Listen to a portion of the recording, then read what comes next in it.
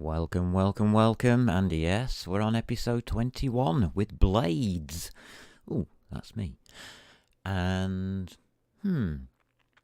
what we're expecting to get out of either this episode or this episode and the next episode is the finale of, well, part 1, really. I might still need to do some alterations on this, but that's always the case. What we're looking to achieve, though, is that. Yep, our box that we had in Blender just happily gliding around on the screen. How was that achieved? Oops, I've left the window open up there. There we go, there's the window, so everything gets created. Triggered a window resize, and of course when I close the window it all deletes. Press return. Lovely, we're done. But I better tell you how. So, in the beginning there was some extras. OpenGL shader program, OpenGL Vertex array object, and MVP location and index count. So I think we knew about these already, but they're at the bottom. So I thought we'd just get that out of the way. Obviously, I've had to add a couple here. Please note, we're now using OQ, OpenGL Functions 3.3 core, and not just Q, OpenGL Functions. The reason behind that is I was trying to force Qt to accept OpenGL 3.3, and it wouldn't. It kept giving me 4.5 no matter what I did. 4.5, even when I put this in, it still gave me 4.5. So I'll show you how to stop it from doing that. You can force it to accept 3.3. Let's have a look at what I've done here. Prepare Warehouse has the projection matrix from the last episode. And here is this 3.3 core star GL. That's coming through from the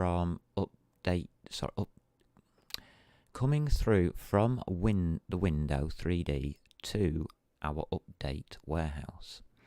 And that allows us to pass that on to the renderer so it can call the OpenGL command, the one OpenGL command that we want to call. The whole point of the program, probably for a lot of people. This is completely irrelevant to me, this part. But hey ho, I've done it, so there you go. Anything else needs altering in here? Nope. Not at this point. So that's the warehouse header. Complete and done. All it needs is all of these things. On the CPP file, we'll start at the top, and we have all of the bits that will line up with what we wanted, all the way down to the Q OpenGL shader program there.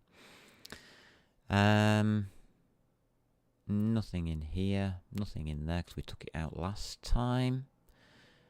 Master renderer, that's the same as the last video. This is where it changes. I had a lot of things commented out. This is what they now are. We have the shader. We create a new shader using basic, instead of creating it up here.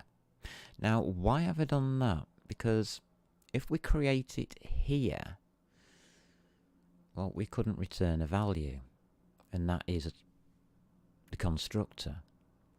So instead of having all of our code in the constructor, I transferred the code to new shader basic. I'll show you. So that gives us our first detour. And that's in the API, and you'll spot the difference straight away that the create shader program has nothing in it now, And we have star new shader, const qstring, and shader name.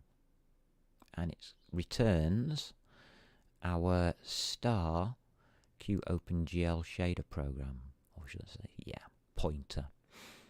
Okay. Actually a lot happier with that structure than I was before. This isn't really needed now, line 21, but I'm leaving it in because we can. I might be wanting that for some other reason. In fact, I do want it for some other reason later on. So create shader. Now looks like that. Everything that was in here got moved into the new shader program. And it's exactly the same, except at the bottom I've got return m_program, and I've got this part here, so that we can return the value of the program straight back out. And easy as that, really. Right, well, that was my detour. It's just a quick copy and paste for that one. Nothing massive going on in that one. Next line. MVP location equals create shader, get MVP location. That's just a byproduct. No problem with that. That's just an int, I believe. Yes, it is. Just hover over it and you should tell me. Yep, it's just an int. So the next line, create model, set shader, m shader. So we're just prepping our create model with the correct shader to use. Because create model needs the shader for setting the attribute arrays and buffers, which is quite nice of it. And the coffee's good. The main bit of this initialization is here, where we use import object and we initialize it with store object. We then, I'll show you that in a minute, we then load the object box RGB, and that's as far as it goes, because by that stage everything has been sent over to store object, and that's why I wanted that prep, that initialization line. So import object, let's have a quick look. That's in here. Import object looks like this. It's very, very small. Import initialization. Change to a pointer, please, if you haven't already done so. Makes it a lot easier if we do it that way. Change that obviously to a pointer if you're doing this. So I can get rid of that note now. Excellent. That's that one done. That's easy. Where are we here? Import. Change to a pointer again on that line for the import object. All it does is store it. It doesn't do anything with it. Everything's empty, except for my debug notes. And then it's just load obj with the file name, which hasn't changed at all. Still a bool, still returns true, and job's a good 'un.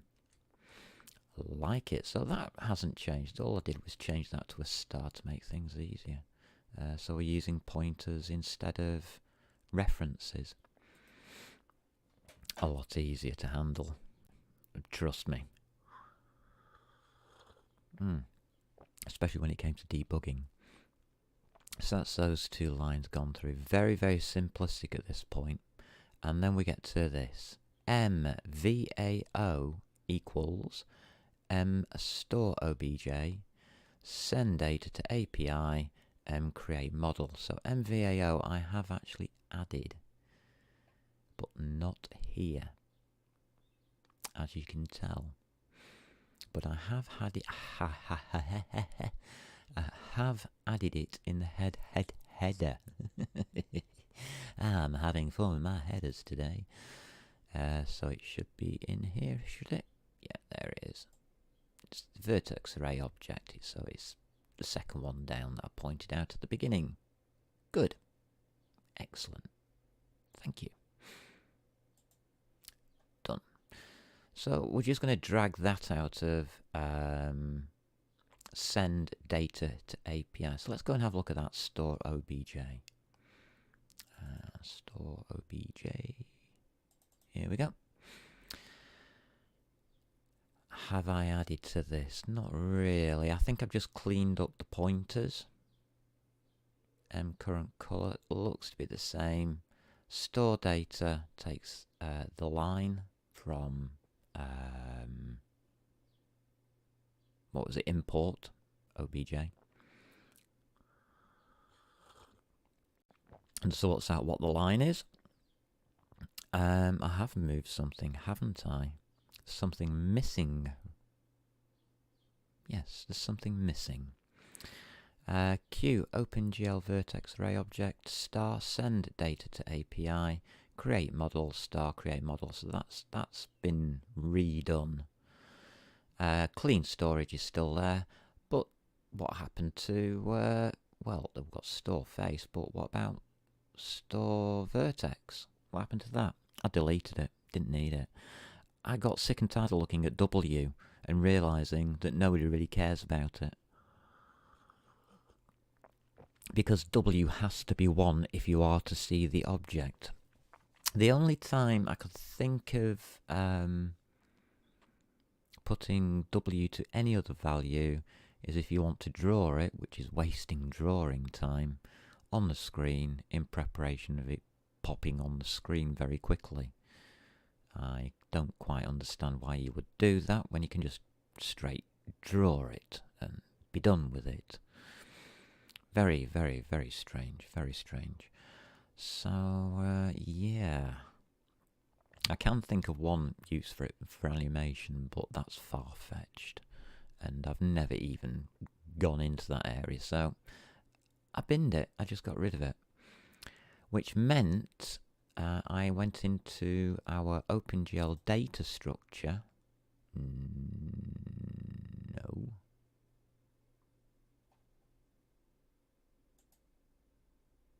I thought that was our data structure then.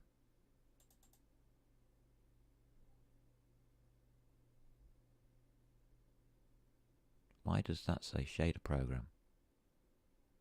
Oh, wrong one. Sorry. It's down here, isn't it? I went into our OBJ data structure and basically just said, well, W is handled by the shader, so I just removed it completely. Took it out completely. Left it in the texture coordinates because that is a real case scenario. Layering texture coordinates is a real world thing, so I left that. Faces, did I actually change anything on faces? Yeah, I just got rid of the second part.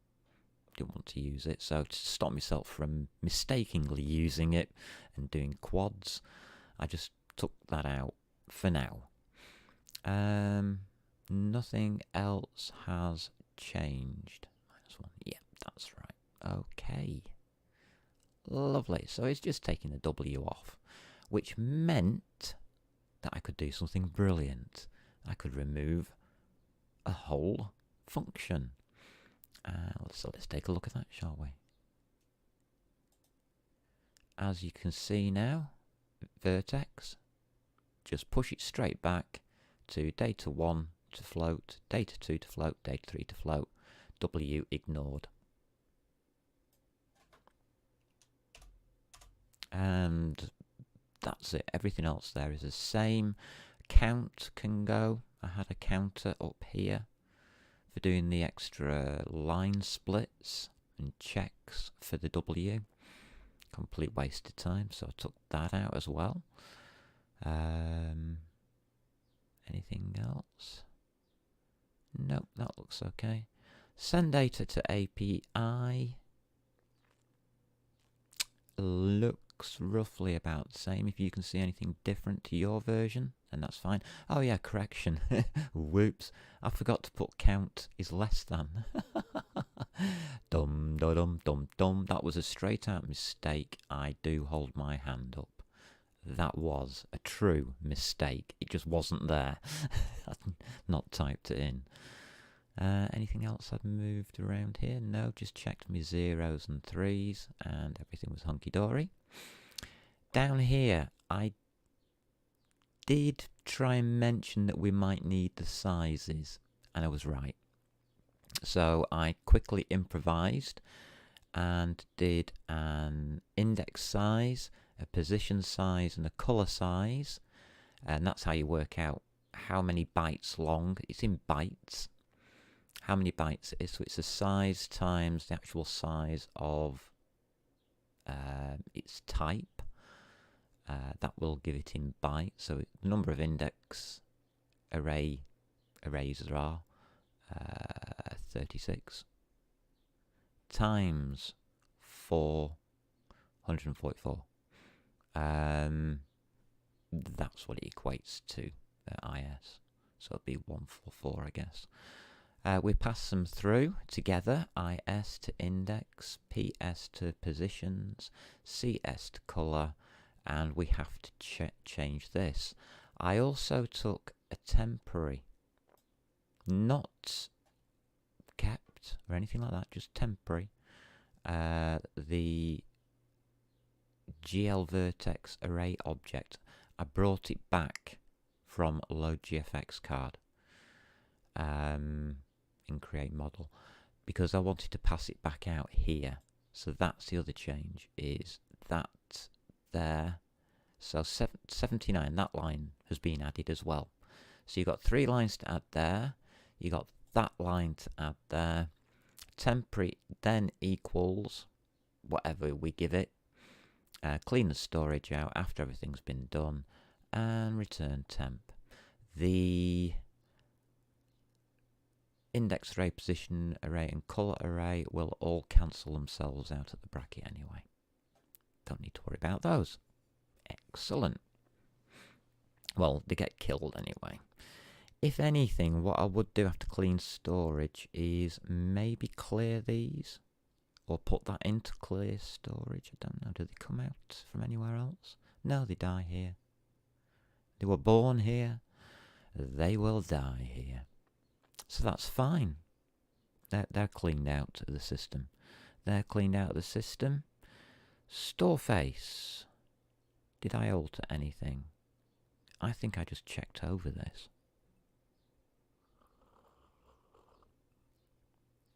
No, there's nothing new. So it was just checking over the numbers, making sure that I had all the correct numbers in. Like it was going from 1 to, I put 4 in, but it isn't. It's data.size is a true 1. It's data that you pass in there.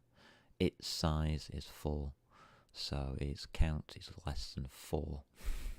It still says the same thing, but we're using the data size because it could vary.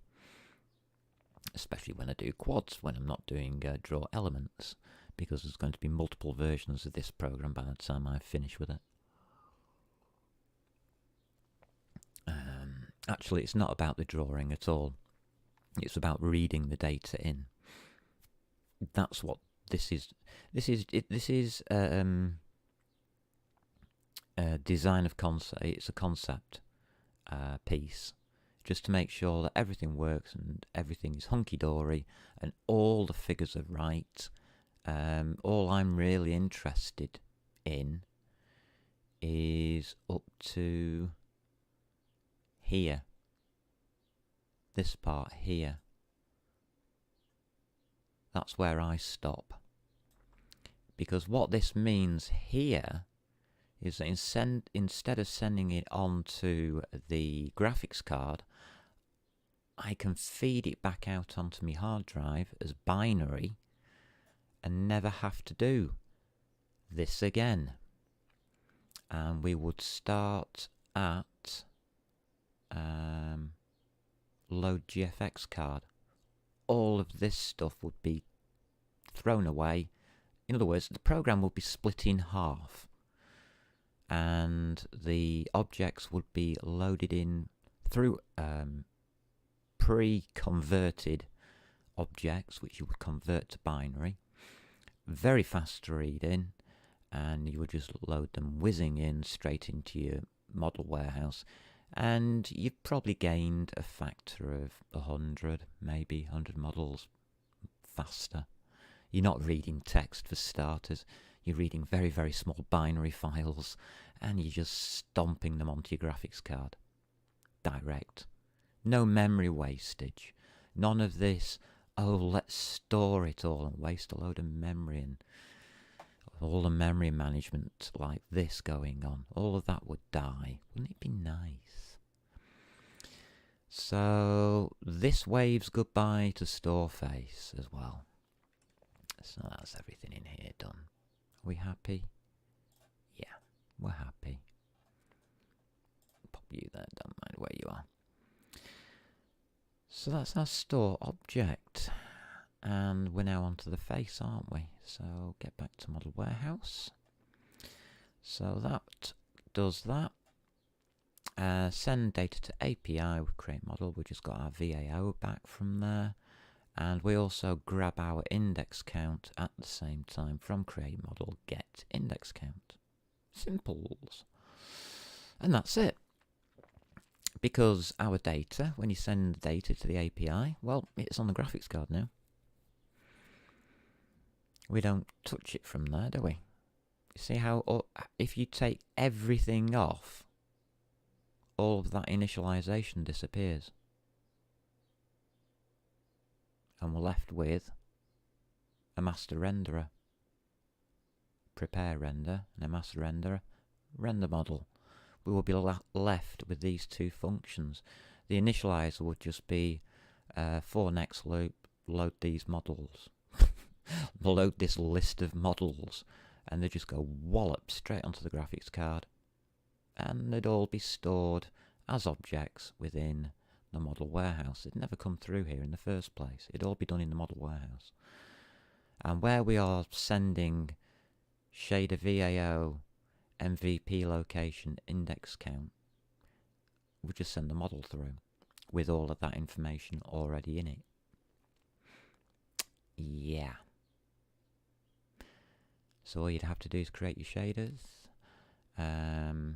send your data through to the VAO as it goes straight through your API into it's done for you there. It's amazing when you think about it. Send data to API. I think there were a few changes there. So, where are we? Graphics card, isn't it? Nope. It's in create model. Yeah. Create the shaders already.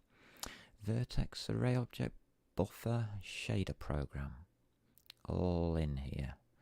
So it turns out to be VAO load graphics card, because the VAO gets thrown back out and ends up in the model warehouse. We receive the sizes and the data, size, data, size, data. So that's all changed. And let's see, getters and setters. Getters, the index count. Setters, I've got the shader, so we can pop the shader in. Straightforward there. Nothing problematic, as it were. It's obvious really what that's going to be after seeing the last couple of screens. And this is what we do. We get to here, we've got all our information coming in. If the position data size is less than 12, well, we don't have a triangle. So not enough positions recorded. Trust me, that was a godsend putting that line in. Saved me a bit of trouble. And here's the code. This is it. This is the major groundbreaking code that you get. Ah, lovely. Index count equals static cast to an unsigned int. Index data size divided back to its size. You can't do dot size, and you can't use data size straight off because that's in bytes, and index count needs to know the number of indexes. So you have to divide it back out, and it comes back down. So that's 4 off from your 144 comes back down to 36, and that's the bit that we actually take out and use with that getter. VAO, not changed much. Position buffer, not changed much, except now we have position data and position data size. That helps. Have I got that the right way around? Yeah, must have, if it's working. Set attribute buffer, change that back down to a 3, and make sure that I accidentally turned that into a 1 for some reason. God knows why I had it as 1, but made sure my zeros were in and my 1s were in, and that was still a 4, because there's still a red, green, blue, and an alpha channel, where that's just now X, Y, Z. W, we just binned it. We don't care about it anymore. So that's the zeros, those are 1s. Index buffer, not changed, except we're now using the new data. And then we just release everything. Return the current VAO. And jobs are good. That's a nicely rounded, very simple create model. And that's the whole point. It is very straightforward and simple.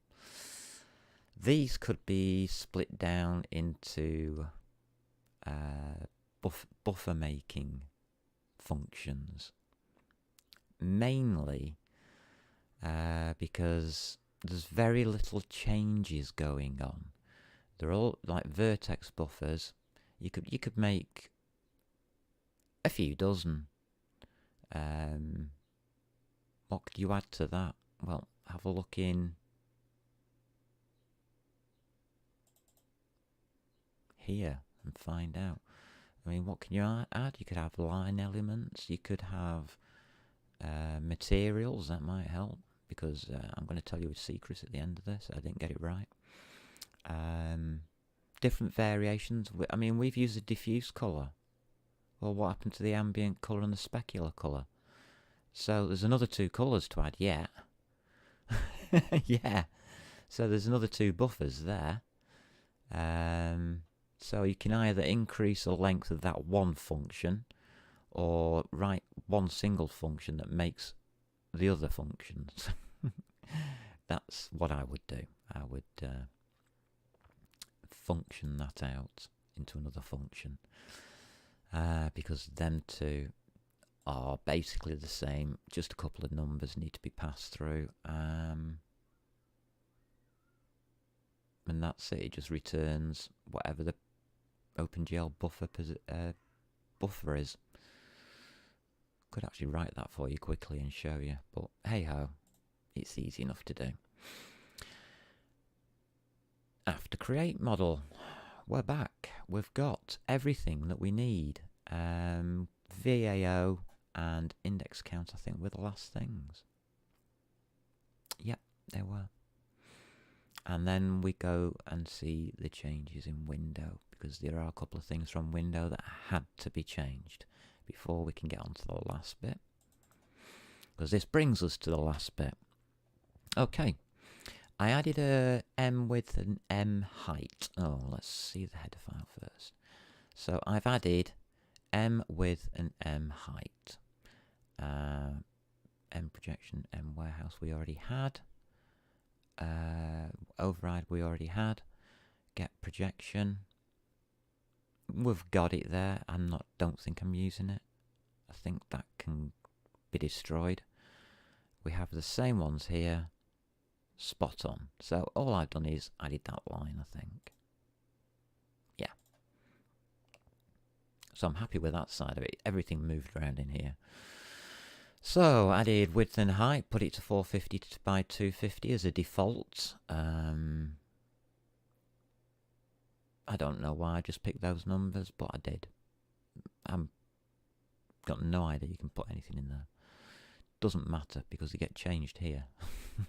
So it don't matter. This is interesting. QSurface format. What happens is, if I don't do these 4 lines here, these have been added. Did I put the surface format in?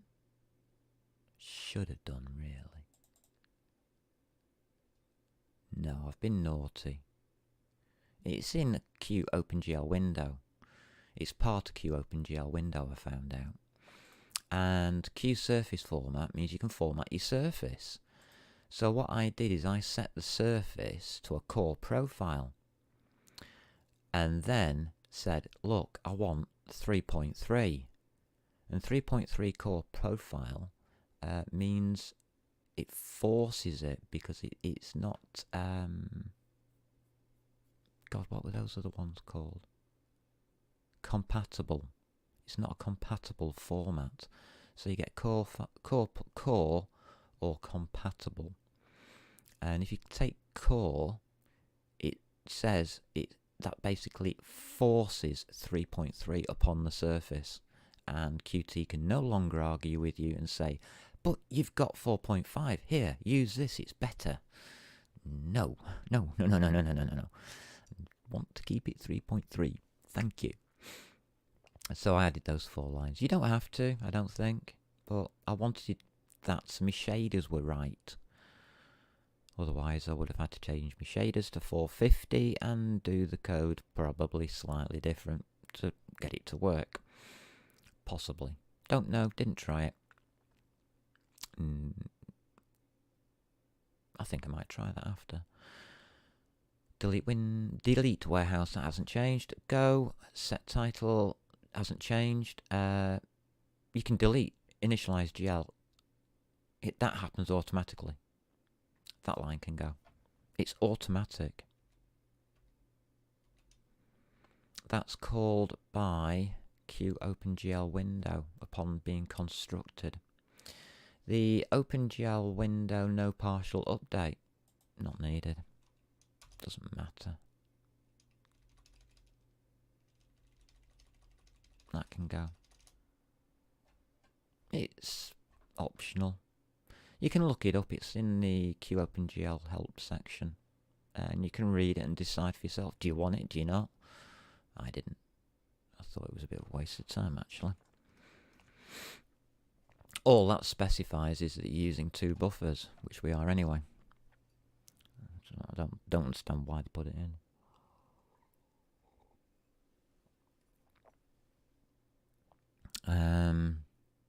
I suppose it forces it to use 2 buffers and doesn't give it the option for backwards compatibility or something. Or we've just written it so we don't need backwards compatibility.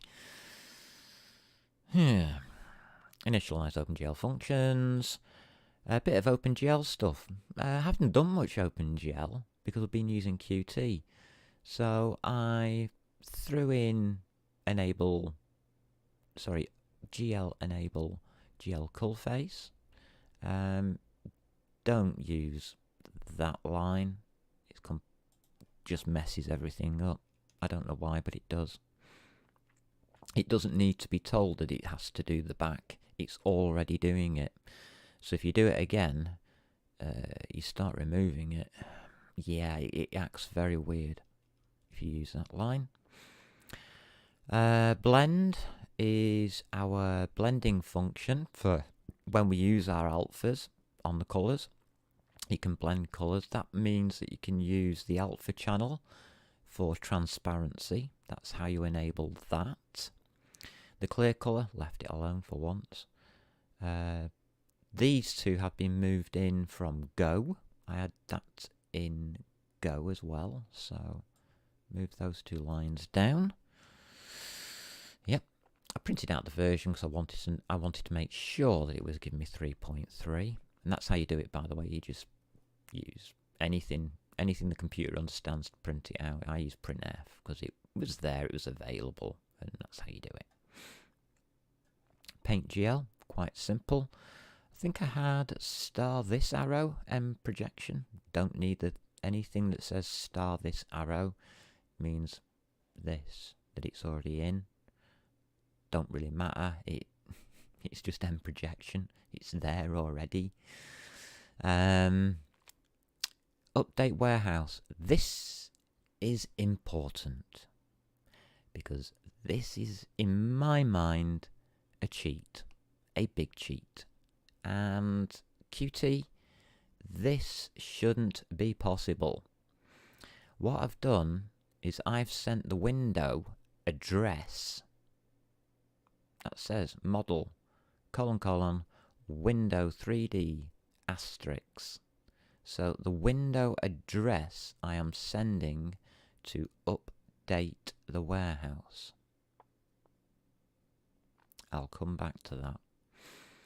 Resize GL, I altered.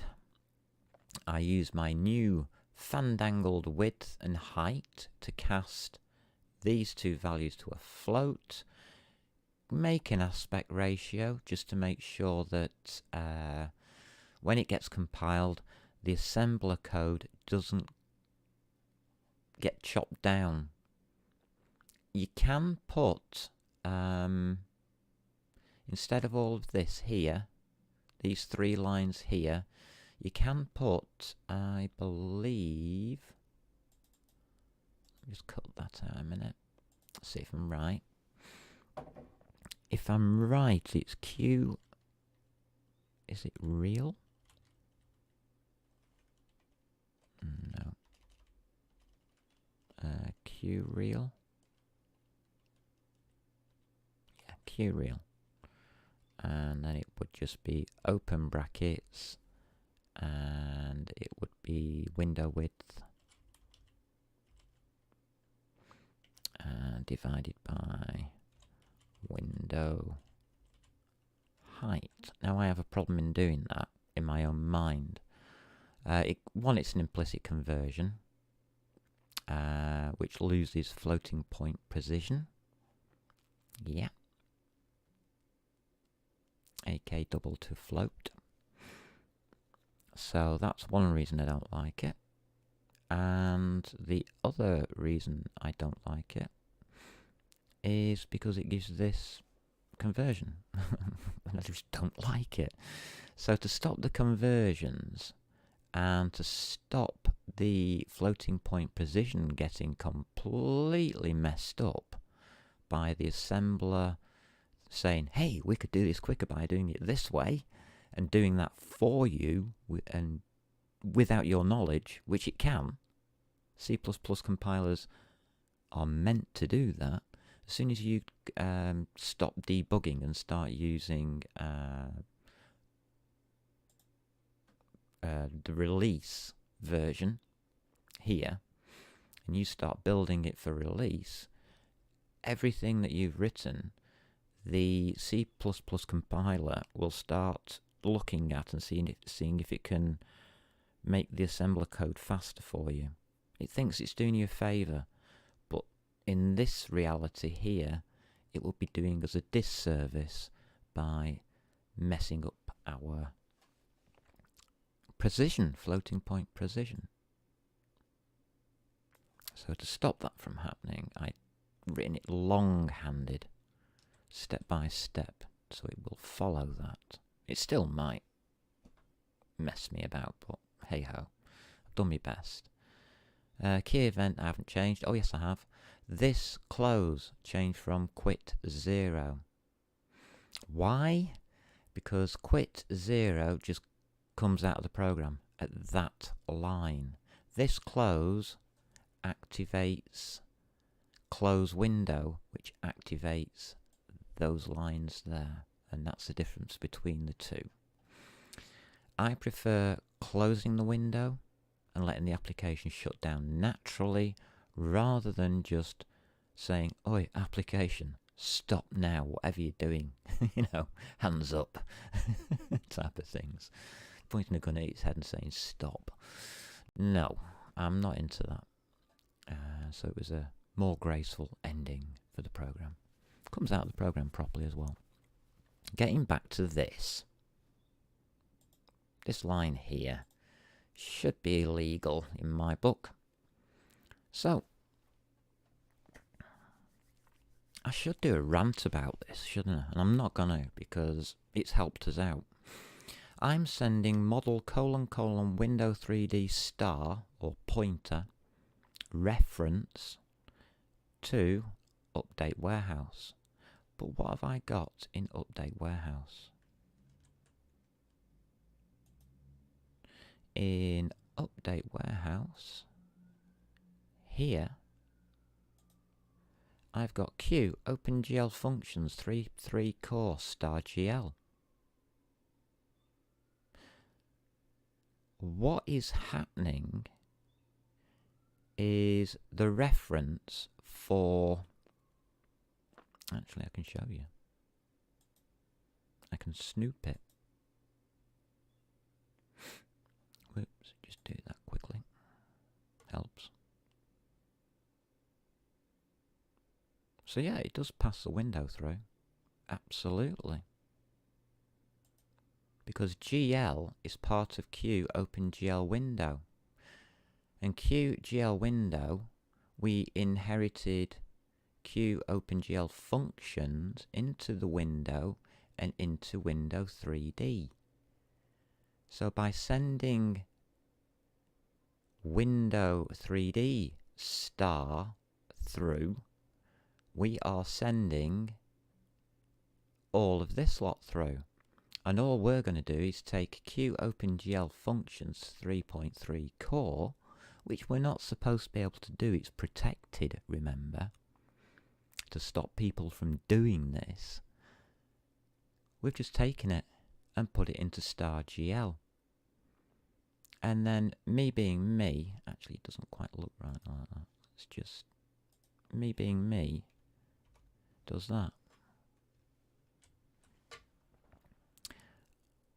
I send it straight on through to the master renderer with the shader, the VAO, MVP location and index count, which we've got from here. If you notice, they're all here. That's what these are all about. So it's that line, that line, that line, that line, and that line. So those 5 lines. And oops, it's saying stop it. Yeah, okay, I'll stop it. 1, 2, 3, 4. So we only needed 4 of them. Whoops, sorry. And GL, and we send that into our renderer. And what does our renderer look like? Well, a bit like last episode, really. Except render model now has that on the end, star GL. We've got the shader, the VAO, the MVP location, and the index. It's all there. I'm not even storing it, because you don't need to, really. I've left that setter in, God knows why, for the cameras. And the last one is here. Master renderer, setting the matrix and the MVP to identity. For testing, I then just, as these came in, I just set everything to identity because I didn't want anything. Projection matrix I left alone because I do want the projection matrix. That's the only bit I wanted. Everything else is just set to identity. Just forget it doesn't matter. Because I can control everything from this little test thing here. So in here we've got the shader VAO, yeah, star GL, which we can now use down here on line 46 to draw elements. That is now legal. It's in the same. It's as if window 3D has typed in. It says window 3D. Please type in GL draw elements. That's naughty. That's very, very naughty. But hey ho. I would not advise that as standard programming, and Qt, I would look at that as well as a possible loophole. Or is it intentional? No, I'm not sure. Really, I should be passing the window through, or a reference to the window through, not GL like this. But it's safer not to pass the window through as a reference, so I didn't. If I can get away with it, I'll get away with it. So it's the bind, the MVP, shade set, draw elements, release from the last episode with a little test block in. So all I'm doing is I'm translating the model matrix, in other words, the model's position, x0, y0, z into the screen, -5, about 5 meters into the screen. Is it a 1 meter by 1 meter? Or 2 meter by 2 meter? I think it's 1 meter by... No, it is 2 meter by 2 meter, sorry. That's why it's so large. If you put it 2 meters away, it'll probably fill the screen. Or will it just break? Not checked. One way to find out. Then I'm rotating it. Test counter is the value I'm rotating it by. The x-axis and the y-axis I have chosen for rotation. So it's rotating around towards us, and the y-axis, sorry, that's the x-axis, and the y-axis will turn it left to right.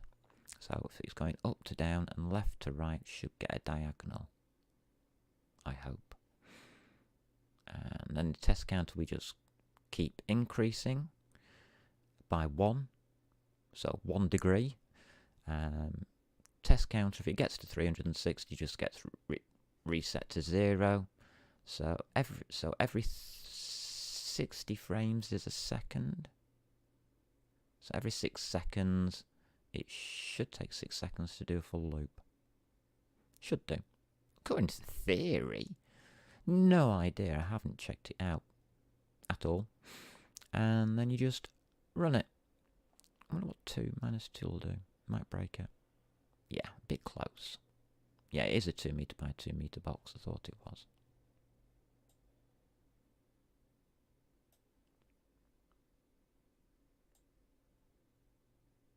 Wow, look at that. Yeah, right. Escape key works, by the way. Put that back to 3 meters. So it shows how big the box is.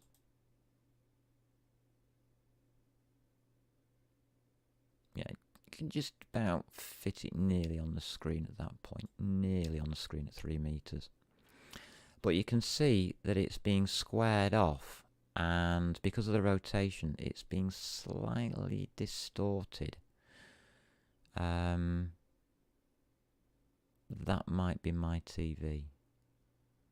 Don't know, haven't tested it out. Wait a minute, I've got another program that I can test out. 1 second. 1 second. I've got Visual Studio here, haven't I? With a development program.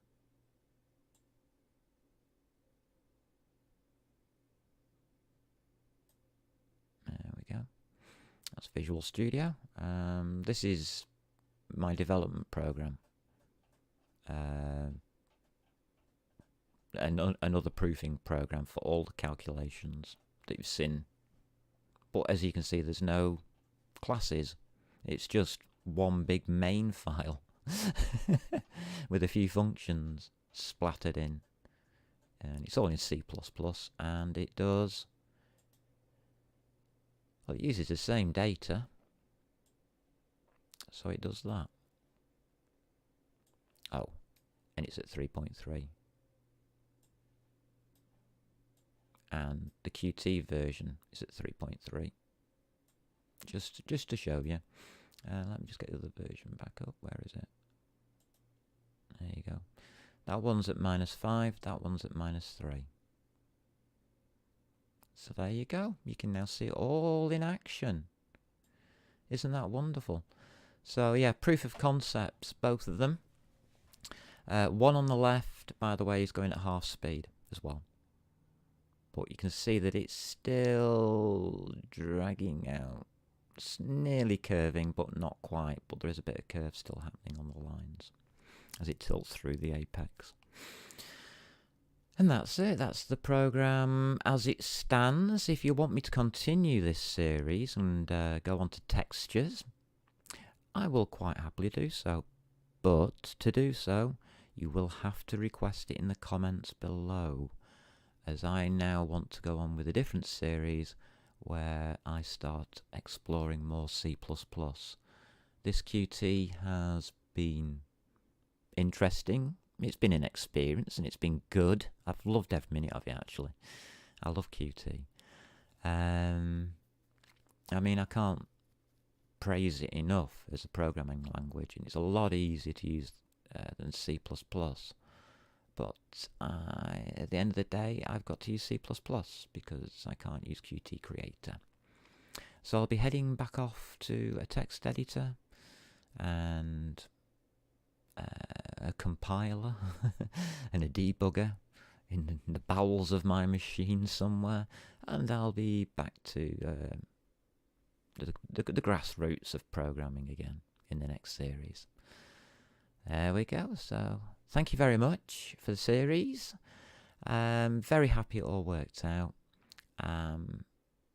If it's helped one person understand a little bit more about how a program can be structured, how the calculations, or how you can take something from structures of data, passing them through, rearranging them, reordering them, and then placing them where they're needed and then being used in the graphical sense in this case. It could be bar graphs, it could be your logo, your company logo spinning around. It could be anything. It could be a 3D game. It could be anything you like. 3D bar graphs. Sky's the limit. Sky's the limit. Once you've got the code and you realise it's expandable, because I wrote it that way on purpose, to be expanded upon, then it's brilliant. And if one person can take this forwards and do anything with it, good luck. If you want me to take it forwards and do something with it, I will. That's a promise. Put it in the comments. I get notified. I get notified on my phone every time I get a comment, so yeah, not a problem. And until you find out that my next one is going to be exploring C++ on Windows, Linux and Mac, I'll see you in the next series, or maybe in this series, depending on you. In the meantime, I wish you all the best. I wish everybody out there good luck. I hope somebody's got something from this, and I'm going to say it, you better have fun.